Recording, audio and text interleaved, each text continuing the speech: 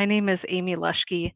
I'm Member Services Coordinator here at DHIA. Welcome.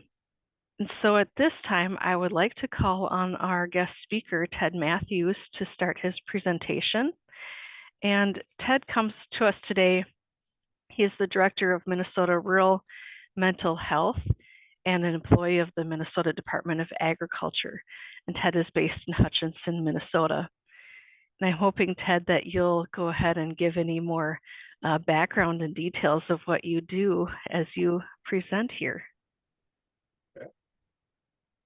Well, I'm Director of Rural Mental Health for the Department of Ag in Minnesota.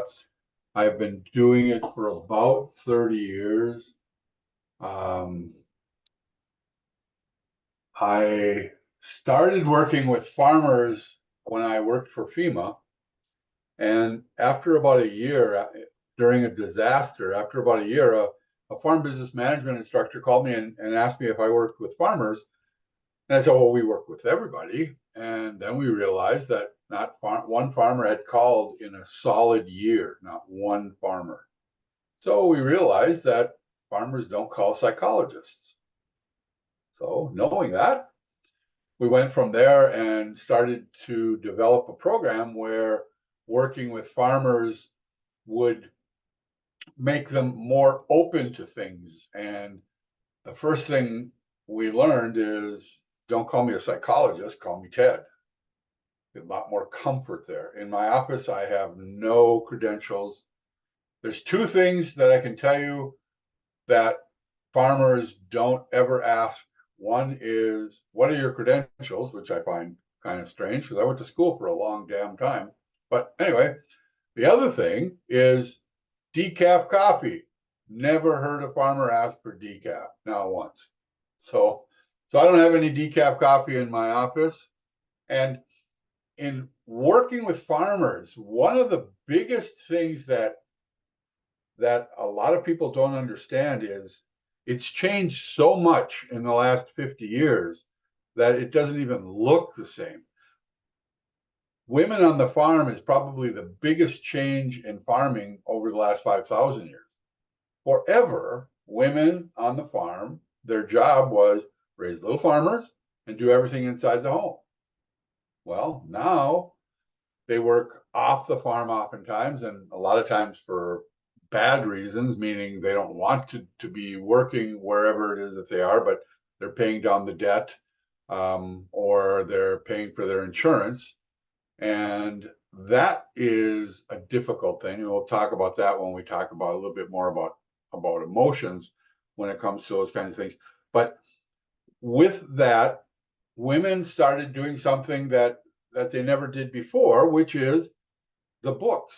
Oftentimes now on farms, women do the books. And guess what they have now that they never had for thousands of years? An opinion. Now they say, why do we need to get a John Deere? Why can't we wait till next year? Why can't we get a smaller one? Why do we have to get a John Deere? All of those things are actually good questions. There's no reason not to have them, but it's new and it's new to farmers.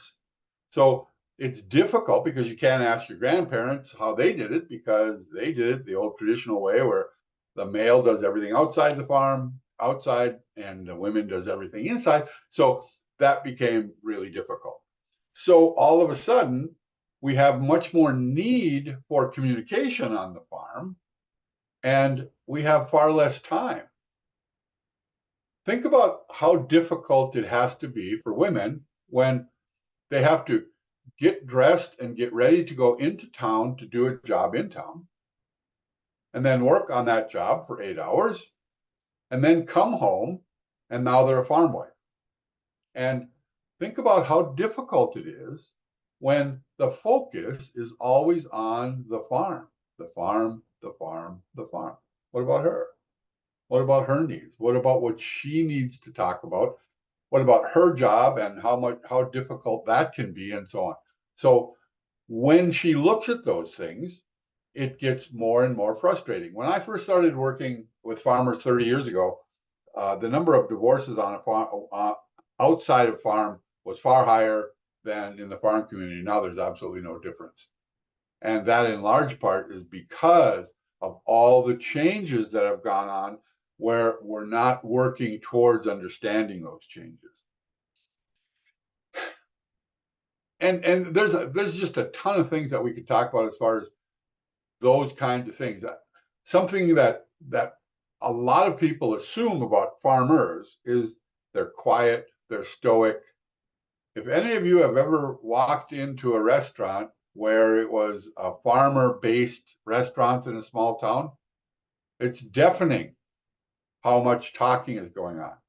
So it depends on what you want to talk about. If you want to talk about farming, you want to talk about the weather, if you want to talk about equipment, all those kinds of things, going to a farm restaurant, you'll get lots of it and everybody has an opinion. So it's a matter of how that develops inside the community.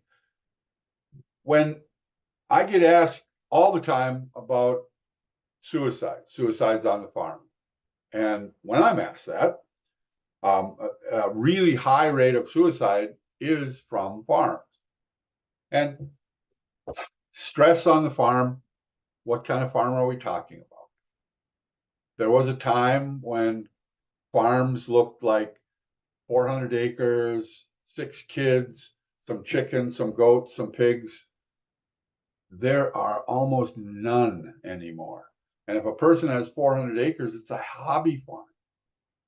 So everything has changed. And we need to understand that those changes are huge, because just 30 years ago, if somebody had said they have 200 dairy cows, that would have been a huge, huge dairy. Now it's a small, small dairy, because we now have just as many cows as we did 50 years ago, but we have some farms that have 35, 40,000 cows. So if you have some farms that are that big, obviously they're pushing out the smaller farms and they can't compete. So it is very difficult to be a dairy farmer.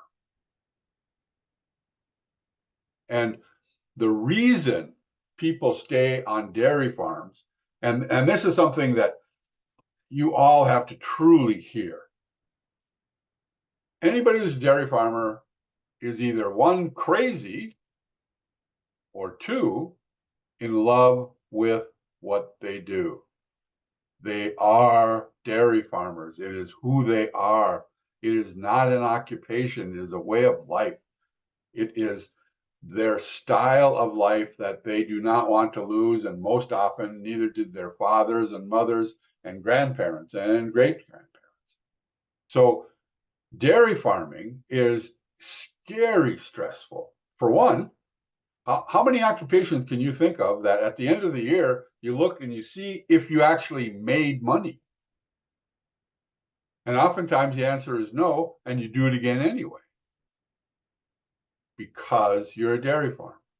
Another thing that people don't understand about dairy farmers is when they farm, it is all consuming. It is 12 hours a day, oftentimes 7 days a week. And when people talk about vacations and so on, well, there's a reason a lot of dairy farmers never go on vacation, or if they do, they go for a very short amount of time. And that is fear. What's going to happen to their cows? If somebody else watches their cows, are they going to take care of them the way they would? And so it's scary to them, which is why and I hear this all the time, when a dairy farmer does go on vacation with his family, about every 2 hours, he's calling the farm to see how things are going. So that is a big thing with dairy farms. And it is incredibly stressful. And they do it because they love what they do. It is a part of who they are. Now, when I say love, it's sort of also that love-hate kind of relationship, because it's really frustrating for them. And things keep changing, and most of them not for the better. And they go through tons of stress. So looking at that, understand also that if a dairy farmer loses his farm, they're not looking for another dairy farm to work. because it's their cows. It's their farm. It's their way of life. It isn't somebody else's. So you're not going to find these ex-dairy farmers going out and looking for work on a dairy. That doesn't happen very often because they're part of it. The farm is part of their family. So that's dairy farms. And when I tell dairy farmers that they're all crazy, none of them seem to argue with me too much because they understand that the logic of it, if all you're looking at is a logic, it's not logical. However, it is who they are and what they are and why they are. So you need to be able to wrap your head around that, because if you're ever going to help farmers, if you're ever going to work with dairy farmers, you need to understand that. And the worst thing you can possibly do is say, well, why don't you get out? Why don't you sell? Why don't you quit? If they leave the dairy farm, it's because they have no option. So that's something that you have to understand about dairy. When it comes to crop farming, the stresses that they have, well, forever, if you ever talk to a farmer, what they talked about all the time was the weather. Now farmers say, well, nothing you can do about the weather. And why do they say that? Because they've got so many other stresses that weather is something they can pass over to look at all the other things that they have to look at. Getting it up, there is no time for a farmer when they're not under stress. Never. First, they have to get an operating loan. And are they going to get it? Are they going to get enough? A new problem that has arisen over the last 30, 40 years is, will their wife sign for that? Because both of them have to sign. And forever before that, it was just automatically she'd sign it, take it to the bank, go from there. Well, they're not doing that nearly as much now. So there's a lot more communication that has to go on with that. So you get your operating loan. Then you have to plant. Okay, is it going to be too wet, too dry, too cold? So you might have to wait. You might not have to wait. You don't know that until the time comes. So then you put the crop in.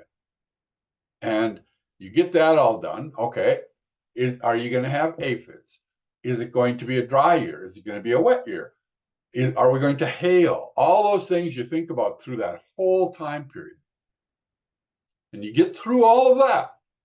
And now it's time to bring the crop in. Is it going to be a good yield? Is it going to be a bad yield? Is the corn going to be dry enough? All those stresses.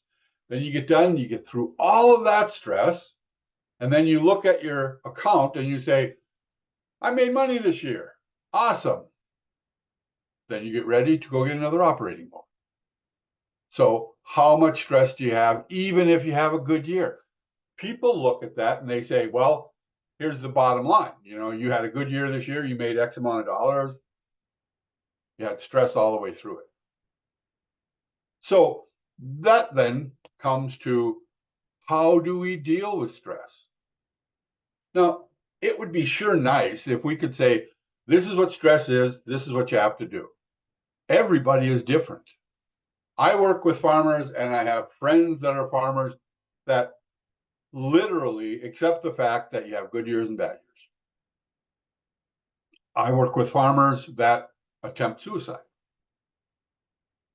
I work with families after someone has committed suicide.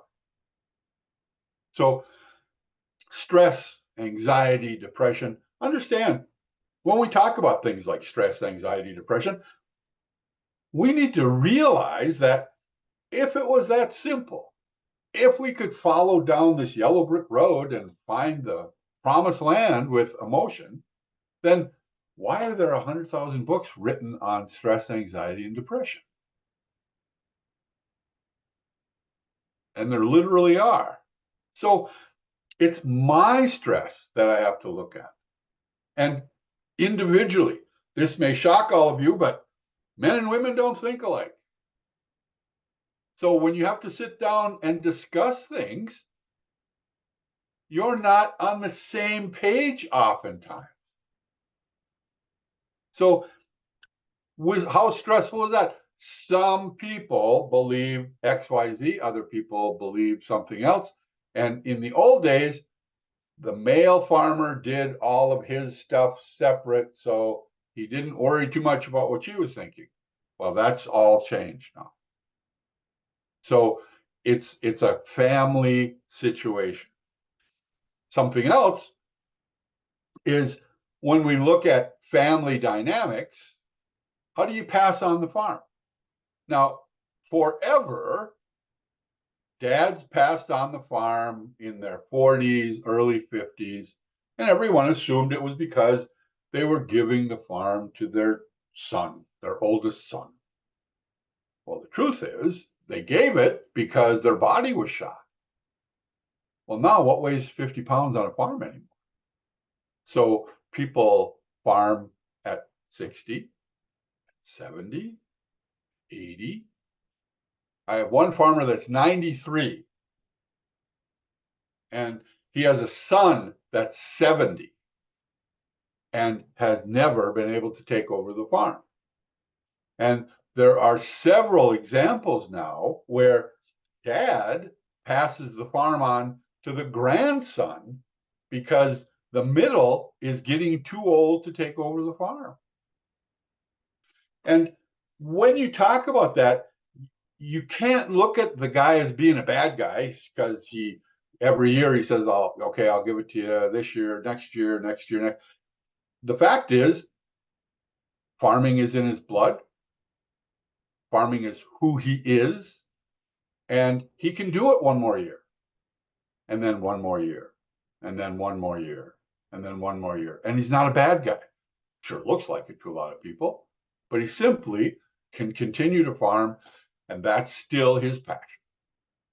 I had a farm a few years back where the dad was 73 and the son had been promised the farm literally every year for 20 years. And when I went in to work with them, the son said, "That's it, I'm quitting. You know, if I don't take over the farm next year, you do it. I'm not going to do it." And the mom had her opinions and she talked, and the dad said, "Well, go ahead. I don't care. I can find somebody to help me."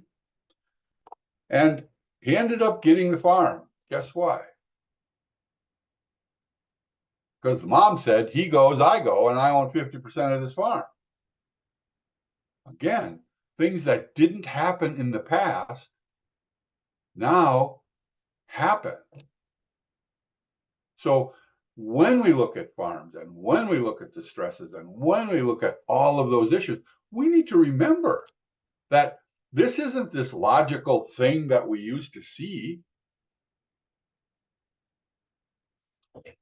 Also, when I work with farmers, things like, well, let me ask you guys this. I'll give you a moment to think about this question. When do you think I do the most marriage counseling? Right after harvest. Now, anybody that's a farmer that's listening to this is going, "No kidding."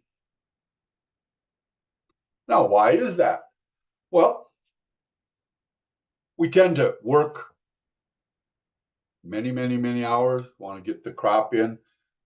We always look at, okay, it's going to take 27 days to get the crop in if everything goes right. And never does everything go right. So anything more than 27 days is too much. And so we don't like that. And we go through all that. And we have sleep deprivation. Speaking of sleep deprivation, one of the things I do when I talk to a group of farmers and farm wives is I ask them, how many hours a week or how many hours a night do you need to sleep? How many hours? And it varies from the minimum I ever heard was 4. 5 isn't too uncommon. 6 is relatively common, and 8 is obviously how most people look at the norm, 8 hours. Now, if I'm harvesting and I only need 5 hours normally, well, then I'm going to be pretty good, aren't I? If I need 8 hours all the other time, guess what? My body didn't change because I wanted it to. My needs to sleep didn't change because I wanted it to. So I have to deal with that. And how can I do that? Farm accidents happen more often than not when people are overtired.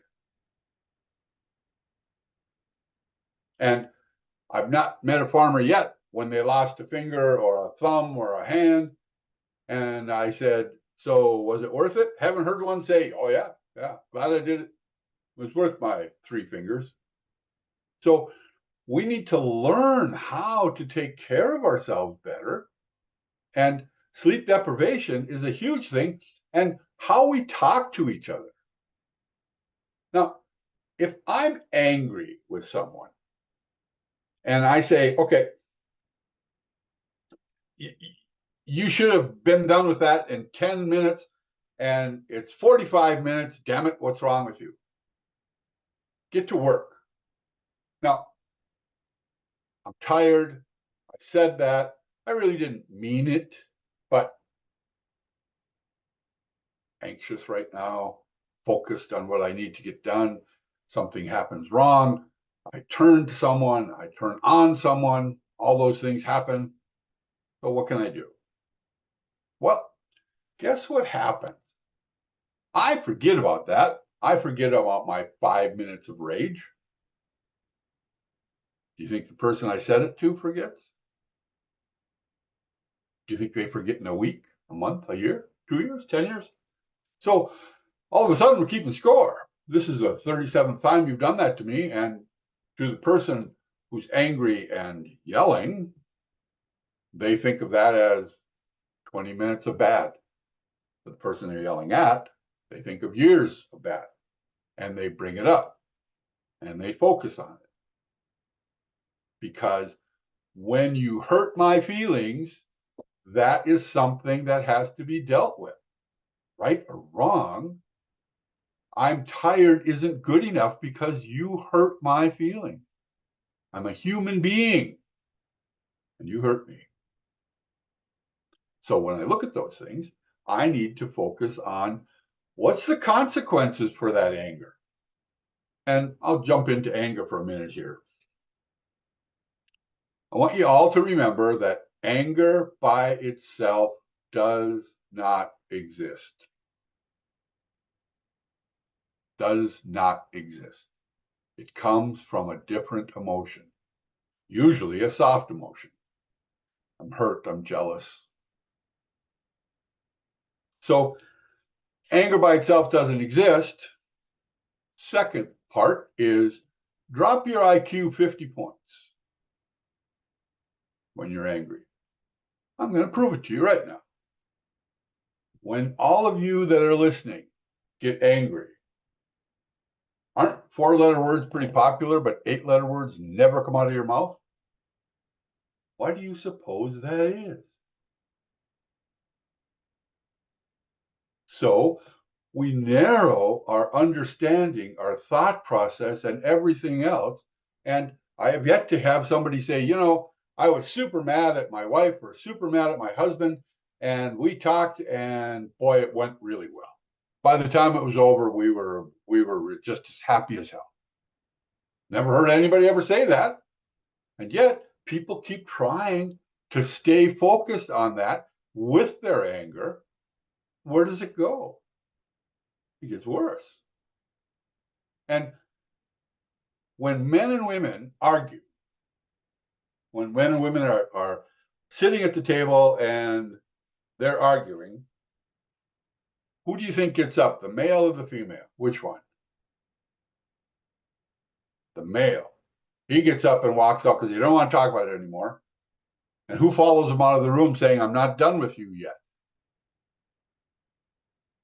So understanding those things, understanding that we are different, we feel different, we think different, we are different.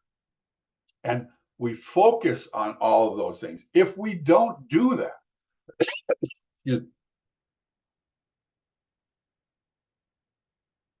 if we don't do that, what happens is the same things over and over and over, year after year. And we get an accumulation of, you did this wrong and this wrong and this wrong and this wrong and this wrong. We disagree on this and this and this and this. You know what the number one thing in relationships, the number one thing to have a healthy relationship is? Respect. A lot of people think, well, the best thing is I like blue, you like blue, I like to bowl, you like to bowl, I like to garden, you like to garden, and somehow that makes people closer. That is not true. The most important thing is respect. And if you don't have it and you're not given it, don't waste your time. It is not going to work out.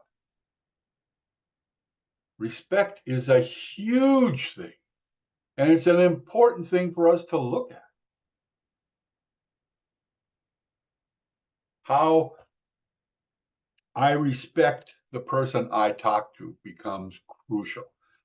My wife taught English forever, and her belief is, why say in 5 words what you can say in 5,000?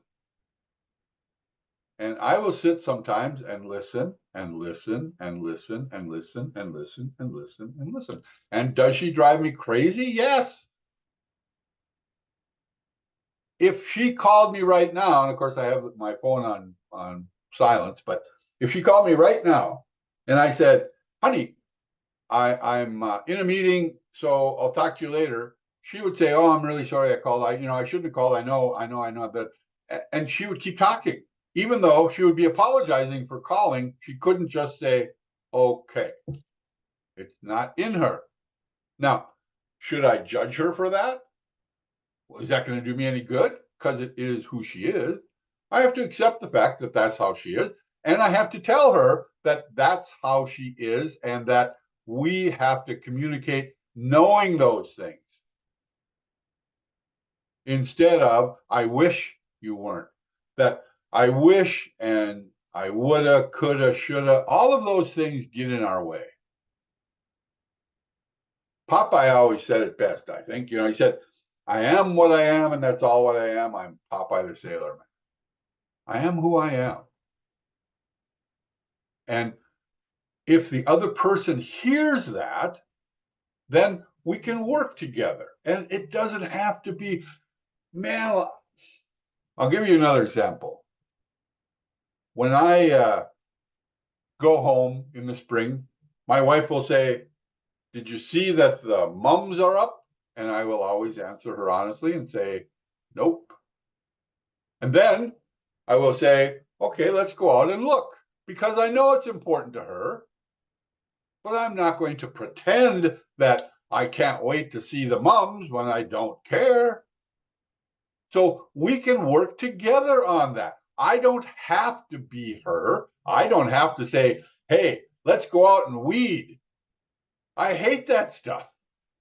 And I'm not about to tell her I like it. So it's okay. The problem people have is when they're not honest with it, when they're not honest about it, when they don't look at their differences and say, so what? We can work together as long as we respect each other. We don't have to be clones. So communication without respect doesn't exist. Listening skills is pretty hard. What we do oftentimes when we're talking to someone is we want them to hear us, and oftentimes the other person is thinking, I can say something, I can give you an opinion on something. Any of you that's listening, any of you like that? When when you're talking about something that's emotional and somebody's interrupting you by coming up with what they consider a solution or a better idea or a good idea. Any of you like that? Any of you? Of course not. I know what I'm feeling. I know what I want to tell you. And every time you interrupt me, you're stopping me from telling you that. So I might end up getting angry with you because of that. So I need to remember all those things. I'm going to go back to anger for just a minute, too. I want you to picture anger and anger levels like it's a volcano, and the very base of it is 0. And the higher up the lava goes, it gets closer to an explosion until, of course, it gets to the 10 and it explodes. Now, there isn't a human being that's at a 0, even when they wake up. There is some anger in all of us all the time. So the healthiest of us may be at a 2 or a 3. Okay. Now, let's talk about, well, we used that as an example before. So let's talk about what happens during harvest.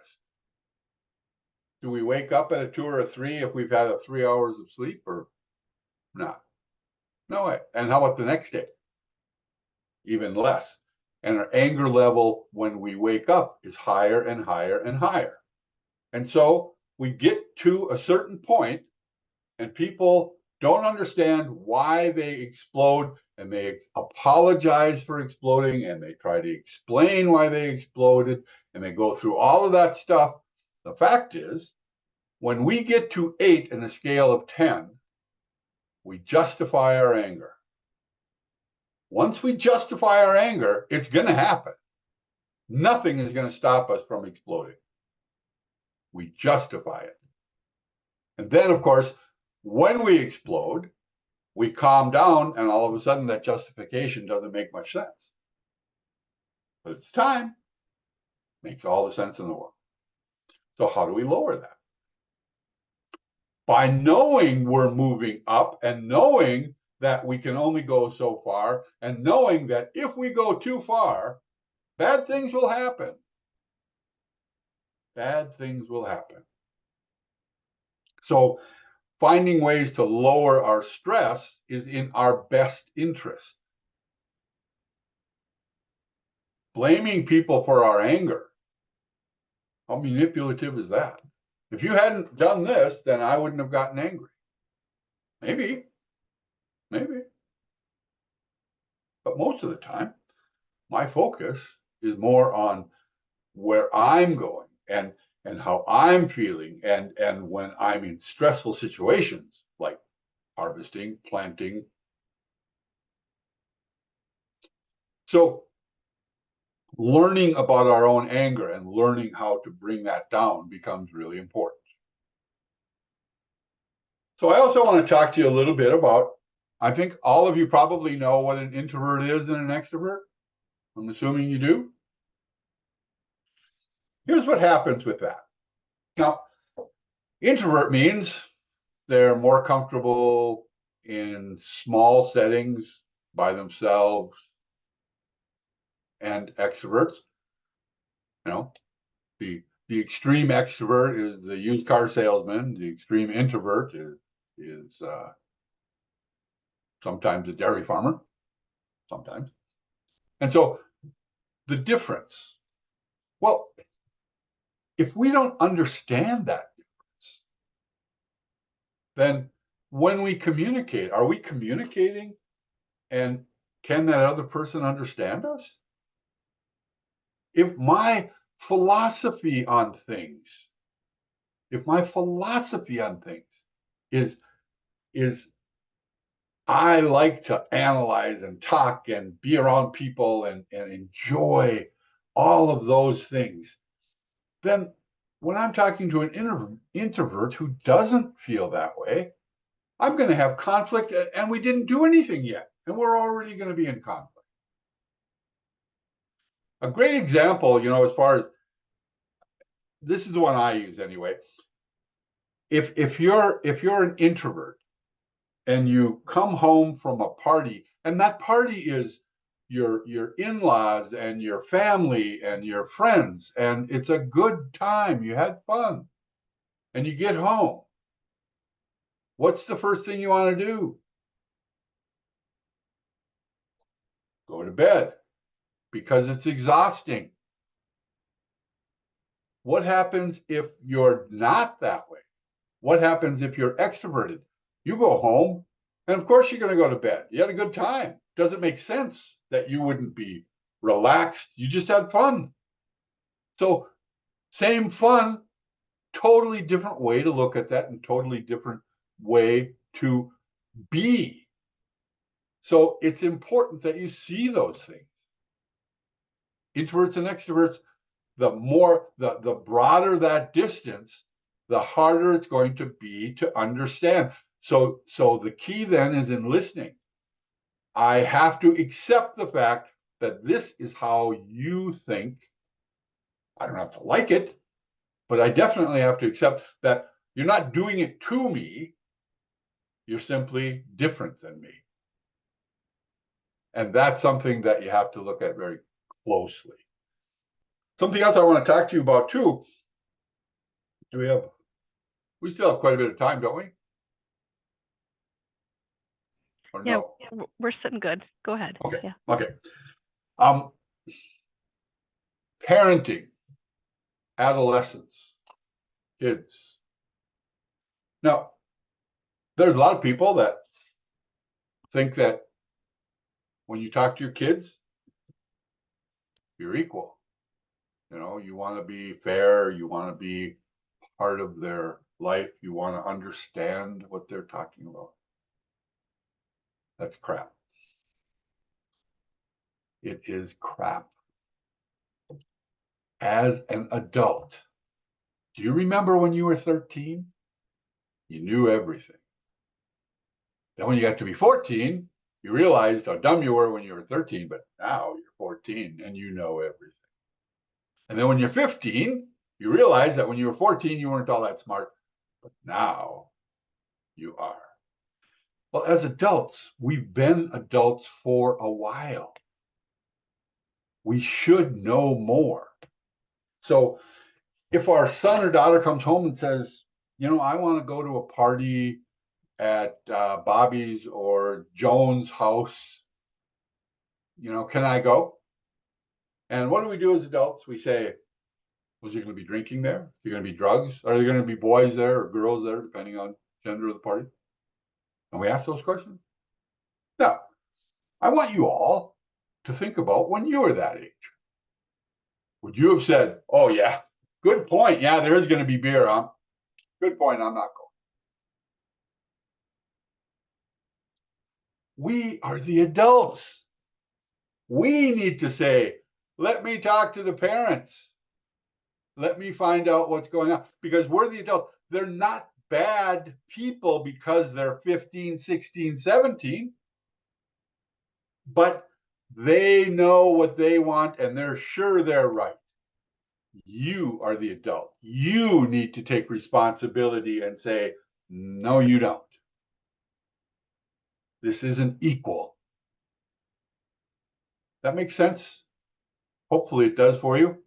So something else that I want to talk about is kids and doing chores. Now, I go all over the country and do presentations all over. And one of the things I do is I ask if it's an all farmer group, which most of the time it is. I'll ask, you know, sometimes I have audiences of 2,000, 3,000. And I'll say, how many of you did chores when you were growing up? And of course, I know every one of them is going to raise their hand. And then I say, how many of you liked it? And then there's always 2 or 3 brown nosers out of 2,000 that will raise their hand. But for the most part, nope. And then I say, how many of you are glad you did them? And then everybody raises their hand again. So why are we thinking we're doing kids a favor by letting them sit on their butts? Work ethic is not a philosophy. Work ethic comes from work. If we don't have expectations of our kids and they don't do chores, how can we possibly, when they become adults, expect them to all of a sudden what, start working? We are not doing them any favors by not having them responsible for things. So remember, this isn't one of those, I turned 21 and boom, oh man, now I'm going to work like crazy. Work ethic comes from work. And we should be giving kids, take out the garbage when they're 6 years old. That's old enough. Do things. And on a farm, if they don't have to do anything, find something. If you want them to have good work ethics, you have to expect them to work. And is it a punishment? It sure seems like it at the time, but like I said, every time I asked farmers, what did they say?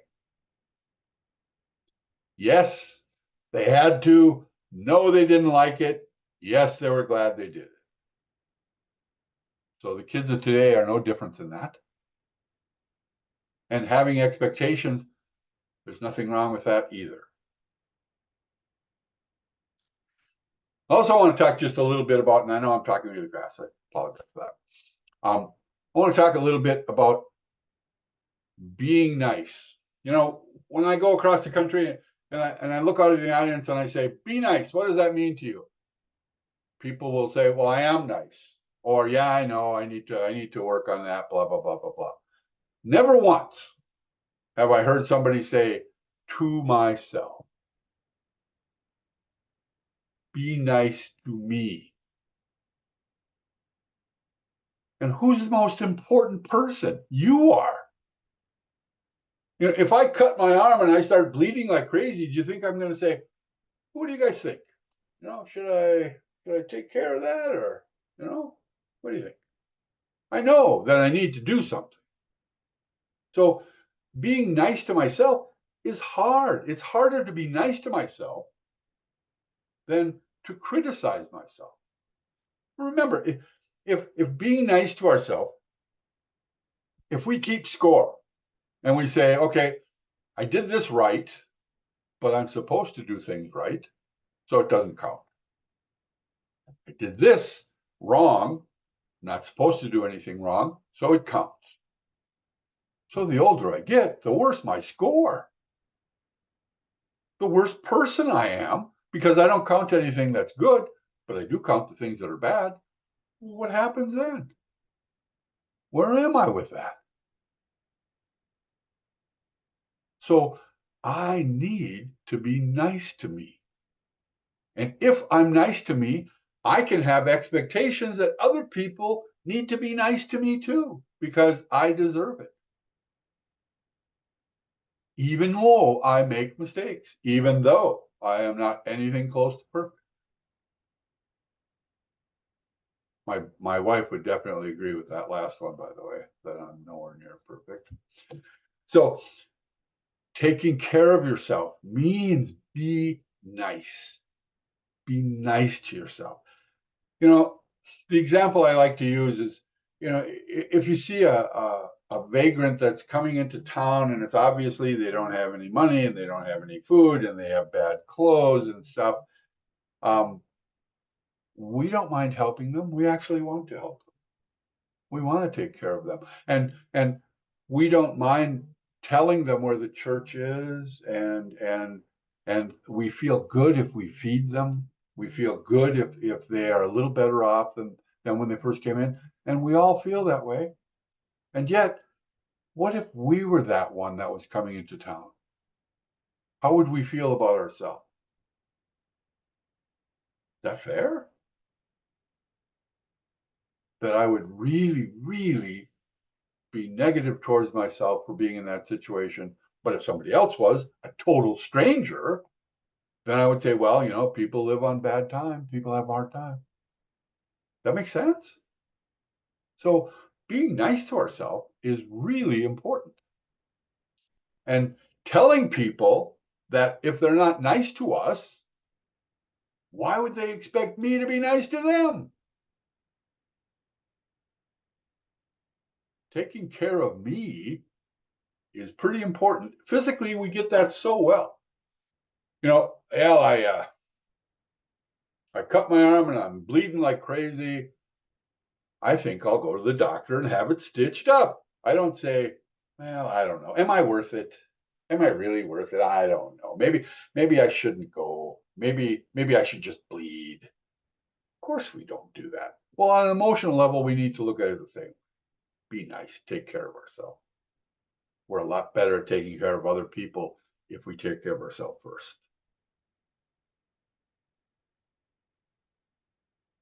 So I am running out of time. So any questions? That usually makes an audience pretty quiet, by the way. And I don't think you'll see anything different in this audience, but maybe I'll be surprised here, Ted.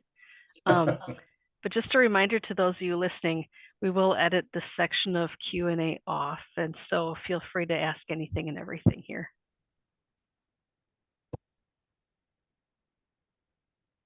Okay, then I have a joke for you. Farmer and a lawyer are flying cross country. They don't know each other, and the farmer thinks, I'm going to get some sleep. Lawyer thinks, I'm going to have a little fun with this guy, sit next to each other. He says, I tell you what, he said, I'll bet you $5 that you can't ask me a question that I can't. And I'll give you $500 if you ask me a question and I can't answer. I'll give you $500. I'll ask you a question, and if you can't answer it, you just pay me $5. The farmer doesn't really want to do it, but he finally goes, oh. So he says, the lawyer with a little smirk on his face says, how far is it from the earth to the moon? Well, the farmer reaches in his wallet, takes out $5 and hands it to him. And the lawyer says, it's your turn. Farmer says, all right. Thinks for a little while, says, what goes up a hill with 3 legs and goes down a hill with 4 legs? Well, the lawyer thinks, uses the phone in the plane, checks with the Library of Congress, calls his friends, nothing. He finally gives up. Takes out his wallet, gives the farmer $500, and the farmer says thank you, and he goes to sleep. Well, they get just about to the airport, and this is driving the lawyer nuts. So he wakes up the farmer and he says, for $500, what the hell goes up a hill with 3 legs and down with 4? Farmer reaches in his wallet, takes out $5 and hands it to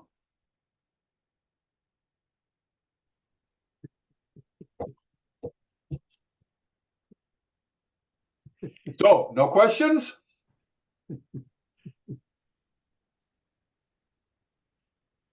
I'm not seeing anything in the chat here.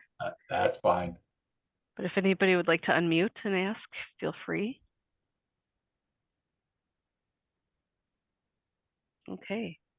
Well, Ted, thank you so much. I took so many good notes here about anger and communication and respect and self-respect and all these things. And boy, it sure is a pleasure to have you on today. Thank you. I enjoyed it. Take care. Great.